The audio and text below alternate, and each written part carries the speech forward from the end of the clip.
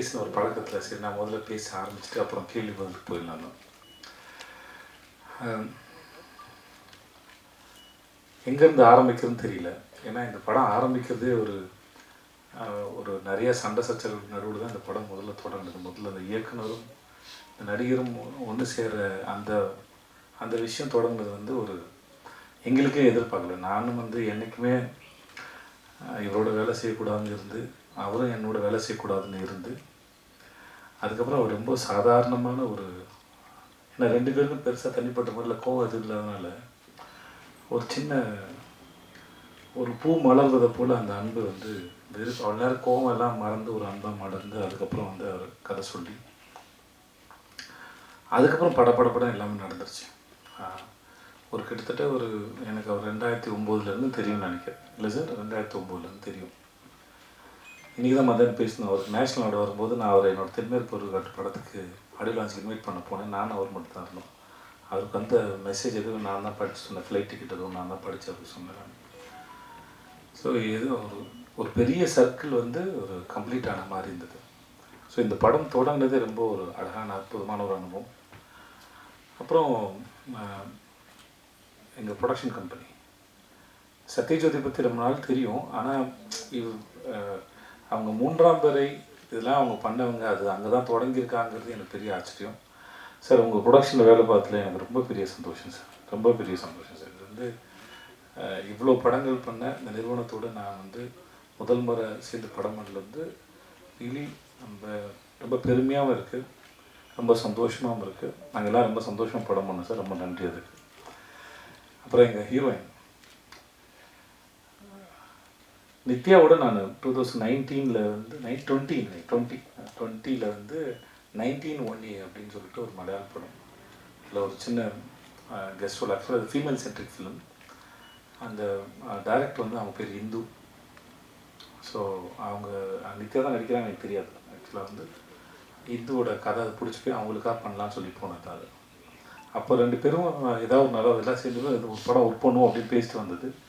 அதுக்கப்புறம் இப்படி நடக்கும் எதிர்பார்க்கல. ஏன்னா இந்த மாதிரியான ஒரு படம் நித்யாவோட ஒர்க் பண்ணுற மாதிரி ஆசை இருந்துச்சு. ஆனால் இந்த மாதிரியான ஒரு படத்தில் அவங்களோட ஒர்க் பண்ணுறது பெரிய சந்தோஷம். படம் பார்க்கும்போது எல்லாருக்கும் தெரியும், இந்த கதாபாத்திரத்தில் நித்யாவை தவிர வேறு யாரும் இமேஜினே பண்ண முடியாது. எனக்கு தெரிஞ்சு அவங்க பண்ண எல்லா படத்துலையும் அதுதான் நினைக்கிறேன். நித்யா ஒரு படம் நடித்தாங்கன்னா அதுக்கப்புறம் அந்த இடத்துல வேற ஒருத்தரை வச்சு பார்க்கவே முடியாது.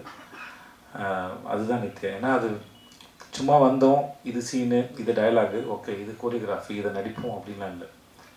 அதை முழுமையாக புரிஞ்சுக்கிட்டு அது என்ன பண்ணலாமோ, இன்னும் எப்படிலாம் பண்ணலாமோ, டைரக்டுக்கு என்னெல்லாம் தேவையோ அது எல்லாத்தையும் சரியாக புரிஞ்சுட்டு அதை சரியாக பண்ணிடணும் மெனக்கிடக்கூடிய ரொம்ப அற்புதமான ஒரு ஆர்டிஸ்ட்டு. நான் நித்யாவோட ஒர்க் பண்ணது ரொம்ப பெரிய சந்தோஷம். தேங்க்ஸ் நித்யா, அந்த படத்துலேயும் ரொம்ப நன்றி. பாண்டே சார் பற்றி சொல்லிட்டேன், சண்டே பற்றி தான் சொன்னேன். ஆனால் நிறைய பேரோட ஒர்க் பண்ணியிருக்கோம். ஆனால்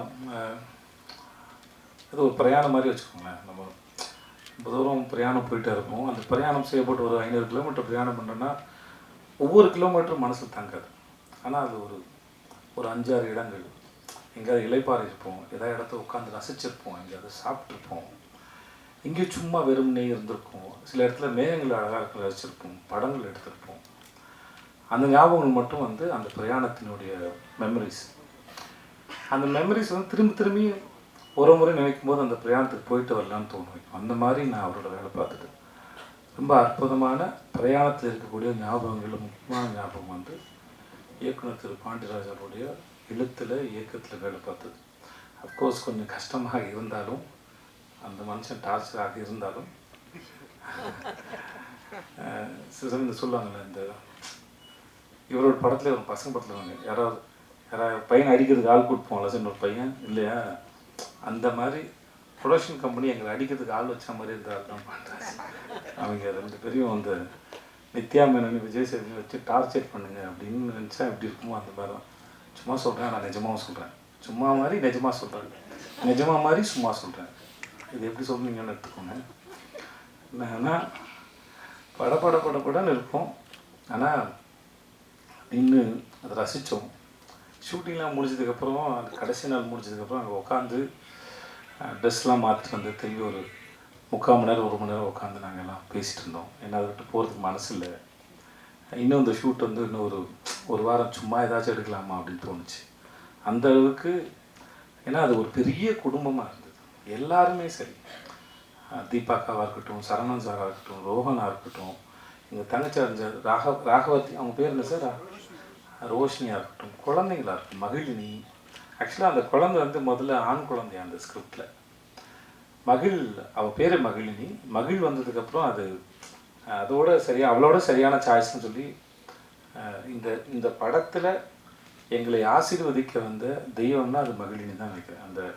இவர் பேப்பரில் எழுதுனதை எப்படா இவர் வாட்டுக்கு எழுதி வச்சுருக்காரு, இவங்க சண்டை போட்டுட்டு இருக்காங்க, குழந்தை தூங்குது, திடீர்னு குழந்தை முழிக்குது, திடீர்னு குழந்தை பேசுது, அப்படிலாம் ஒருத்தர் எழுதும்போது நம்மளாம் நடிச்சிருவோம். ஒரு வயசு குழந்தை இதெல்லாம் பண்ணுனா எப்படி தான் எக்ஸிக்யூட் பண்ண போகிறாங்கன்னு எனக்கு பெரிய ஆச்சரியமாக இருந்தது. கேட்டேன், சார் இதெல்லாம் நடக்குமா சார், எழுதி வச்சுருக்கீங்கன்னா? எல்லாம் நடக்கும் சார், வாங்க சார் அப்படின்னு. ஏன்னா நான் பசங்க பண்ணியிருக்கேன், பசங்க விட்டு பண்ணியிருக்கேன், எனக்கு தெரியும்.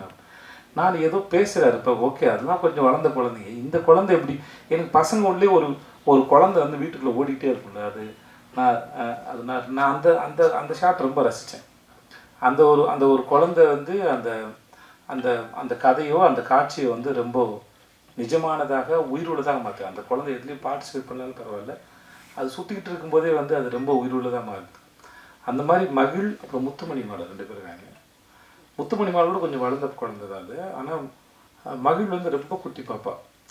ஆனால் இந்த கதையில் ஒரு டைரக்டர் என்னெல்லாம் எதிர்பார்த்தாரோ அது அத்தனையும் ரொம்ப அழகாக பண்ணால், ஒரு ஸ்டேஜில் எங்களை புரிஞ்சுக்கிட்டா, ஓகே இந்த ஷார்ட் எடுக்கிற நேரம் மட்டும்தான் இவங்க கூட இருக்கணும் இல்லையா, மற்ற நேரம் நான் எங்கள் அப்பா கூட இருந்துக்கலான்னு. பட் அந்த குழந்தை வந்து நித்யாவோடையும் தீபா கூட ரொம்ப பெட்டாக இருந்தது. என்னை பார்த்து கொஞ்சம் பயப்படும். மகிழ் வந்து இந்த படத்துக்கு வந்து எங்களுக்கு வந்து எங்களையும் எங்கள் தயாரிப்பாளரையும் படம் பார்க்குறவங்க எல்லாரையும் கண்டிப்பாக மகிழ்விக்கக்கூடிய அவள் வர சீன்லாம் வந்து உங்கள் எல்லோரும் ரொம்ப பிடிக்கும். அது அவ்வளோ உயிரோட்டமாக இருக்குது. நம்புகிறேன். அப்புறம் எங்கள் தனித்தனியாக பாராட்டினா இல்லை சொல்லணும்னா, எங்கள் டீமில் வந்து அவ்வளோ பெரிய ஆக்டர்ஸ் இருக்காங்க. செம்மன் வினோத் சார், அப்புறம் அவங்க ஒய்ஃபாக நடித்தாங்க சார், அவங்க பேர் ஜானகிமா. ஐயோ, அவங்க இப்படி படத்தில் வந்துட்டு போகிற, இப்போ இன்ட்ரடியூஸ் பண்ண அந்த நாகப்பாம்பு வினோத் சாகர், எல்லாருமே சரி, படத்தில் இருந்த எல்லாருமே இந்த படத்தை ரொம்ப, யோகி பாபு சார், எல்லாருமே சரி இந்த படத்தை ரொம்ப பிரமாதமாக பண்ணியிருக்காங்க அவங்க வேலையை. இது நாங்கள் டப்பிங் பார்க்கும்போது ரொம்ப ரசித்தோம். படம் ஷூட் பண்ணிட்டு இருக்கும்போது நிறைய பேர் வந்து சொன்னாங்க இது எங்களோட கதையை பார்க்குற மாதிரி இருந்தது. ஸோ படம் பார்க்குற உங்களுக்கும் அப்படி தான் இருக்கும் நாங்கள் நம்புகிறோம். ஸோ ஜூலை 25 ரிலீஸ் ஆகுது. முக்கியமாக சனா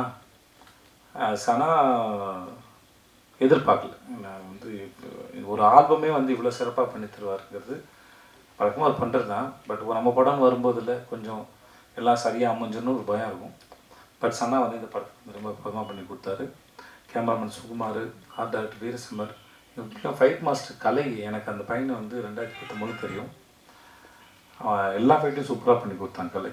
அப்புறம் பாபா பாஸ்கர். ஸோ இது ஒரு ஃபுல் பேக்ட் என்டர்டெய்னர். படம் பார்க்கும்போது கண்டிப்பாக எல்லோரும் ரொம்ப என்ஜாய் பண்ணுவீங்க அப்படின்னு நாங்கள் முழுமையாக நம்புகிறோம். ஜூலை 25 ரிலீஸ் ஆகுது. தியேட்டருக்கு வந்து பாருங்கள். ரொம்ப நன்றி. Thanks so much. இந்த படம் ஷூட் பண்ணுறது it was one of the most happiest experiences of my life. ஏன்னா ஒரு படம் பண்ணும்போது நிறையா பேர் இருப்பாங்க. எஸ்பெஷலி நம்ம படத்தில் ஆக்டர்ஸ் நிறையா பேர் இருந்தாங்க. அதில் வந்து எவ்ரி சிங்கிள் பர்சன் எல்லாருமே, from Sethupathi sir to director to எல்லா டெக்னீஷியன்ஸும் எல்லா ஆக்டர்ஸும் ஒரே வேவ் லெங்க்ல எல்லாரும் இருந்தோம். எதுவும் ஒரு ஈகோ இல்லாமல், ஒன்றுமே இல்லாமல் ரொம்ப ஈஸியாக சிம்பிளாக இருந்தோம் எல்லாரும். ஸோ நான் ஆடியோ ஃபங்க்ஷனில் சொன்னேன், ஈவன் ஒருத்தர் கூட ஏதாவது பிரச்சனை இருந்தால் அது வந்து அவ்வளோ பர்ஃபெக்ட் ஆகாது. ஸோ அது அந்த எக்ஸ்பீரியன்ஸ் அவ்வளோ பர்ஃபெக்டாக இருக்கிறதுக்கு எல்லாருமே காரணம். ஸோ எனக்கு personally it was one of the happiest shoots. And எனக்கு I am the most confident about this film. இந்த ஃபிலிம் வந்து எல்லாருக்கும் ரொம்ப பிடிச்சிடும்னு ரொம்ப கான்ஃபிடென்ட்டாக இருக்கேன். So yeah, I hope you all like it and நன்றி. அதான் சரி, ஸ்ட்ரெயிட்டாக கேள்வி எல்லாமே பண்ணி இயக்குனர் வந்து இல்லை இன்னும் பேசுனது ஆரம்பிட்டாரு. அதனால் நாங்கள் நடிகராக தான் இன்றைக்கி வந்திருக்கோம். ரொம்ப நாள் ஆச்சு மீடியாவை சந்திச்சு, கிட்டத்தட்ட ஒரு 3 வருஷத்துக்கு மேலே ஆச்சு. உங்களை சந்திக்கிறது எனக்கு ரொம்ப சந்தோஷம். தலைவன் தலைவி அந்த டைட்டில் தோன்றியது ஒரு அழகானது. கதை தோன்றியதுமே ஒரு அழகான நிகழ்ச்சி. அது அழகான சம்பவம். அது ஒரு உண்மை கதையிலிருந்து எடுத்து பண்ணியிருக்கேன். என் பையனுடைய பிறந்த நாளுக்காக ஒரு குலதெய்வம் கோயிலுக்கு போகும்போது நான் சந்தித்த 2 கேரக்டர், அதுதான் ஆகாச வீரன், பேரரசி. பார்த்ததை அப்படியே எடுத்தால் படமாகவே எடுக்க முடியாது. ஆனால் இப்படி இருந்தால் எப்படி இருக்கும் அப்படிங்கிற அந்த ஒரு கேள்வி தான் இந்த கேரக்டர். அதை எழுத ஆரம்பித்தேன். சும்மா ஒரு சிம்பிளாக ஒன்று எழுதலாம், ஒரு சிம்பிளான ஒரு இதுவாக எழுதலாம் அப்படின்னா அது எழுத அது வேறு ஒன்றா மாறிச்சு. அது எழுதும்போது தான் ஆகாச வீரனுடைய அந்த கேரக்டருடைய வேல்யூ இருக்குல்ல. ஏன்னா சிரிக்க வைப்பான், அழுக வைப்பான், டார்ச்சர் பண்ணுவான். இவன் என்ன கேரக்டர்னே சொல்ல முடியாது. ஒரு ஹீரோ கேரக்டர்னால் ஒரு ஆர்க் இருக்கும்ல, நூல் பிடிச்சது மாதிரி போகணும், இப்படி தான் இருக்கும் அப்படின்னு ஒரு ஆர்க்கும். எந்த ஆர்க்குமே இல்லாத ஒரு கேரக்டர் தான் ஆகாச வீரன். அது எல்லா ஹீரோவுமே பண்ணிட முடியாது. அது ஏதோ சேதுபதி சாரை சந்தோஷப்படுத்தணும் அப்படிங்கிறத அந்த இடத்துல சொல்ல, இந்த கேரக்டரை விஜய் சேது சார் மட்டும்தான் பண்ண முடியும். அதை நீங்கள் பார்க்கும்போது ப்ரெஸ்ஸோ போடுவான், நான் வந்து வெளில நிற்பேன் அப்போ நீங்கள் சொல்லுவீங்க. இதை அவர் மட்டும்தான் பண்ண முடியும். இந்த கேரக்டரை நான் இவர் பண்ணால் தான் நல்லாயிருக்கும் அப்படிங்கிறதையும் நம்பினேன். என்னென்னா அந்த கேரக்டருடைய இது, ஏன்னா டக்குன்னு மாறிக்கிட்டே இருக்கும். ஒரு சீரியஸாக போயிட்டுருக்கும், மாஸாக போயிட்டுருக்கும், அது பையன் அப்படியே காமெடியாக மாறும். காமெடி போய்கிட்டே இருக்கும், டக்குன்னு அது எமோஷனில் மாறும். அதான் ஒரு இந்த புதுசாக வண்டி ஓட்ட தெரியாமல் வண்டி ஓட்டுவாங்கல்ல, அப்படி ஒரு கேரக்டர் இந்த கேரக்டர். ஆனால் ரசிக்கக்கூடிய கேரக்டராக இருக்கும், ரொம்ப லவ் பண்ணக்கூடிய ஒரு கேரக்டராக இருக்கும். எந்த இடத்துலையுமே அந்த கேரக்டர் மேலே இரிட்டேஷனே வராது. கொஞ்சம் விட்டோம்னா அந்த கேரக்டர் மேலே ஒரு பயங்கர இரிட்டேஷன் வந்துடும். அப்போ இது அவர் மட்டும்தான் பண்ண முடியும். அதை ரொம்ப அழகாக ரொம்ப ரசித்து அதை எடுத்தோம். ஸ்பாட்லேயே எல்லாருமே வந்து அதை அவர் பண்ணுற ஒவ்வொரு மொமெண்ட்டையுமே ரொம்ப சிரித்தோம். எல்லாருமே பொதுவாக யூனிட்டில் வந்து தூரமாக போயிடுவாங்க. ஒரு கட்டத்துக்கு மேலே ஒரு 4-5 நாளில் அப்படியே அங்கேயே போய் உட்காந்துருவாங்க. ஆனால் நித்யாவும் சேது சார் பண்ணும்போது வேடிக்கை பார்ப்பாங்க. ஒரு கூட்டமாக மேனேஜர் எல்லோரும் வந்து நிற்பாங்க. அது அழகாக அவங்க ஆக்டிங் அப்படி அழகாக இருந்தது. அதே மாதிரி தான் பேரரசி கேரக்டர். பேரரசி இப்படித்தான் அப்படின்னா ஒரு எந்த ஆர்க்குமே இருக்காது. அவளும் அப்படித்தான், ரொம்ப அன்பானவ, அழகானவ, அழகான அம்மா, நல்ல மருமக, நல்ல மனைவி. டப்புன்னு எப்போ மாறுவா எப்படி மாறுவான்னு எல்லாருடைய மனைவி மாதிரி தான். அவளை எப்படி ஹேண்டில் பண்ணுறதுங்கிறதே ரொம்ப கஷ்டமான கேரக்டர். ஆனால் அவள் ரொம்ப பிடிக்கும்.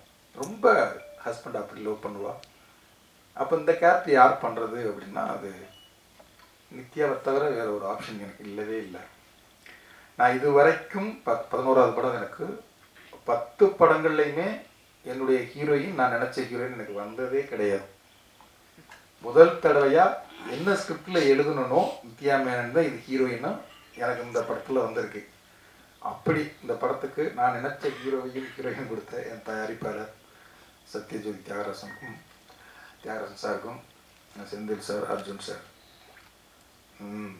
ரொம்ப நன்றி. அந்த கேரக்டர் வந்து நித்யா, அதாவது அது டாமஞ்சரி லவ்னு சொல்லுவோம்ல, ஒரு புருஷன் பொண்டாட்டி சண்டையே நிறைய பேருக்கு கனெக்ட் ஆகும்.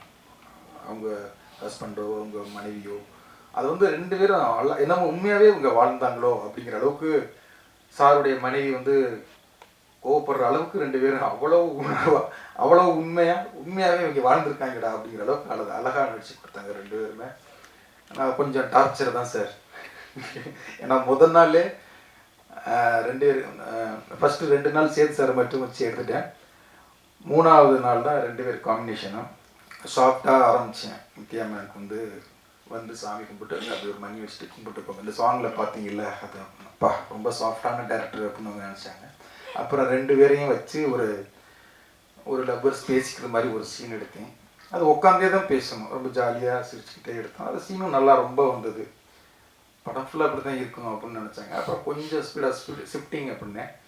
நல்ல வெயில், அந்த ஒரு டாப் ஆங்கிளில் பார்த்துருக்கீங்களா, ஒரு பாறைக்கு நடுவில் பள்ளமாக இருக்கும். கொஞ்சம் தடுமாறுனா அங்கிட்டு போய் விழுந்துடணும், இல்லை இங்கிட்டு விழுந்துடணும். அவ்வளோ ரிஸ்க்கான இடம். அது நடுவில் பைக் ஓட்ட விட்டேன். அப்படியே பார்த்தாங்க, இதுலேயே சார் வண்டியை ஓட்டணும் அப்படின்னு. இதுக்கு முன்னாலே உட்காரணும் இருக்குன்னா நல்லா உட்காரணும். அந்த சாங்கில் இருக்கும். அது கொஞ்சம் என் மூடு இதுதான் அப்படின்னு அவங்களுக்கு முகத்தை காமிச்சேன். சரி இதை முடிச்சுட்டு விட்டுவார் போல, ஏன்னா 4:30 ஆயிடுச்சு அதை எடுத்து முடிக்கும்போது. சரி ஃபஸ்ட்டு நாள் கொஞ்சம் மூடாவே நல்லா நிறைய எடுத்துட்டான், விட்டுருவார் அப்படின்னு நினச்சாங்க. பக்கத்தில் யானைமலை இருக்குது, கொஞ்சம் மேலே ஏறுமா நல்லாயிருக்கும் அப்படின்னா, இது இன்னொரு நாள் எடுத்துக்கலாமே அப்படின்னாங்க. இல்லை அடுத்த நாள் கூட்டம் வந்துடும், ஷூட்டிங் எடுக்கும் தெரிஞ்சு, இப்போ நான் ஃப்ரீயாக வந்துடலாம், பர்மிஷன் நைட்டாக இருக்குது. சரி நீ ஏறினா மலை ஏறிக்கிட்டு இருக்கா, ஒரு 1 ஹவர் ஏறலாம், ஒரு 45 நிமிஷம் இருக்குமா. அது ஏறிட்டு அது எடுத்துட்டான், நினச்சது எல்லாத்தையுமே எடுத்துட்டான். ஏன்னா ஃபஸ்ட்டு நாளே இப்படி வச்சு பண்ணுறீங்க அப்படின்னாங்க. இல்லை மைண்ட் செட் ஆகிக்கிங்க, இதை நான் பண்ணுறேன். ஃபஸ்ட்டு நாளே எப்போவுமே நான் ஆர்டிஸ்ட்டுக்கு மைண்ட் செட் பண்ணிடுவேன், இதுதான் இப்படி தான் எடுக்கணும் அப்படின்னா. ஆனால் அது 70 நாளும் அதுதான். ஃபஸ்ட் நாள் எப்படி ஓடணுமோ அதே மாதிரி நான் ஓடிக்கிட்டே இருக்கும்போது கொஞ்சம் யாராவது நடந்தால் எனக்கு கோவம் வரும். அந்த கோவத்தை தான் நான் எதுவாக காமிச்சிருக்கேன், அப்படி காமிச்சிருக்கேன். Sorry sir. அதே மாதிரி தான் தயாரிப்பாளர் செயலையும் அந்த மாதிரி தான். நான் ஏதாவது இதுவானா டக்குன்னு செந்தில் சார் ஃபோன் வச்சு, சார் அது நடக்கலை சார், ஏன் சார் நடக்கலை அப்படின்னு சொல்லி கோவப்படுவேன். என்னென்னா அந்த படம் நல்லா வரணும், அந்த சொன்ன பட்ஜெட்டுக்குள்ளே முடிச்சு கொடுத்துடணும். எனக்கு என்னென்னா அந்த சொன்ன வார்த்தையை காப்பாற்றணும். இத்தனை நாள்னா அத்தனை நாளைக்குள்ளே முடிச்சிடணும், இந்த பட்ஜெட்னா இந்த பட்ஜெட்டுக்குள்ளே முடிச்சிடணும், ஆர்டிஸ்ட்டுக்கு இத்தனை நாள்னா அத்தனை நாளைக்குள்ளே முடிச்சிடணும். திருப்பி இன்னொரு 10 நாள் கிடைக்குமா, இன்னும் ஒரு 5 நாள் கிடைக்குமா, இன்னொரு அது தேவையில்லாத இது வரும். அதுக்காகத்தான் என்னுடைய வேலையை நான் கரெக்டாக பண்ணணும் அப்படிங்கிறது மட்டும்தான். மற்ற எல்லாருமே பயங்கரமாக லவ் பண்ணுற ஒரு கேரக்டர் தான். உண்மையிலே இது ரொம்ப சந்தோஷமாக இந்த படம் முடியும் போது, எப்போவுமே ஒரு படம் முடியும் போது எப்படா முடிக்கலாம், அடுத்த படத்துக்கு போகலாமா, ஆர்டிஸ்ட்டுக்கு ஒரு மனநிலை வந்துடும், இல்லை டெக்னீஷியனுக்கும் வந்துடும். ஆனால் இந்த படத்தில் என்னன்னு தெரில, 75 நாள் நாங்கள் பிளான் பண்ணோம், 21 22 நாள் எடுத்தோம். 2 பேருமே கெஞ்சுறாங்க, சேது சாரும் ப்ளீஸ் இன்னும் 2 நாள் எடுங்க, தயவு செய்து பிரேக்கப் வந்து ஷெட்யூல் முடிச்சிடாதீங்க ப்ளீஸ் ப்ளீஸ், ஏன் அவசரப்படுறீங்க, நம்ம 75 நாள் தானே ஷெட்யூல் கொடுத்துருக்கோம், இன்னும் மெதுவாக எடுக்கலாம், இன்னும் நம்ம எல்லோரும் ஒன்று சேர்ந்து இருக்கலாம். என்னென்னா அது உண்மையாகவே எனக்கு அது கடைக்குட்டி சிங்கம் படத்தில் அந்த ஃபீல் கிடச்சது. அது எல்லாருமே வந்து ஒரு குடும்ப ஆட்கள் மாதிரி அப்படியே இதுவாகிடுவாங்க. அந்த ஃபீல் இந்த படத்தில் அதை விட அதிகமாகவே கிடச்சிது. ஒன்றாவே உட்காந்துருப்போம், ஒன்றா சாப்பிடுவோம். சார் பரோட்டா போடுவார், அதில் ரிஸ்க்கான பரோட்டா போடுவார், சாக்லேட்டு பரோட்டாம்பார், அது என்ன சார் வாட்டர்மெலன் பரோட்டான்னு கொடுப்பாரு. நாளைக்கு ஷூட்டிங் இருக்கே, அதை சாப்பிட்றதா வேண்டாமான்னு பயம் இருக்கும், சாப்பிடுங்க நல்லா இருக்கும் அப்படிம்பாரு. அப்புறம் ஒவ்வொன்றும் ஒவ்வொரு வெரைட்டியாக கண்டுபிடிச்சிக்கிட்டே இருப்பார். அவன் பரோட்டா கண்டுபிடிச்சா கூட இவ்வளோ வெரைட்டி கண்டுபிடிச்சிக்க மாட்டார். அது சாப்பிட்றதுக்கு ஒரு கூட்டம் ரெடியாக இருக்கும், வாங்கடா அப்படின்னு சொல்லி இது பண்ணிவிடுவார். அது சந்தோஷம், ரொம்ப சந்தோஷம். அதே மாதிரி இந்த குழந்தைகளாக இருக்கும், ஒவ்வொரு கேரக்டர் எல்லாருமே யோகி பாபுல இருந்து எல்லாத்தையும் ஒவ்வொரு ஆளையும் சொல்லணும். அவ்வளோ பேருமே ரொம்ப கேமராமேன் அவன் நானும் அவன் அசிஸ்டண்ட் ஸ்டில் ஃபோட்டோகிராஃபராகவும் நான் அசிஸ்டண்ட் டேரக்டராகவும் இருந்தோம். அவன் நானும் சேர்ந்து அவ்வளோ நித்யா தான் கேட்டாங்க, உங்களுக்கு ஃபஸ்ட்டு படமா அப்படின்னாங்க. ஆமாம் அப்படின்னு. அப்படி தெரியலையா,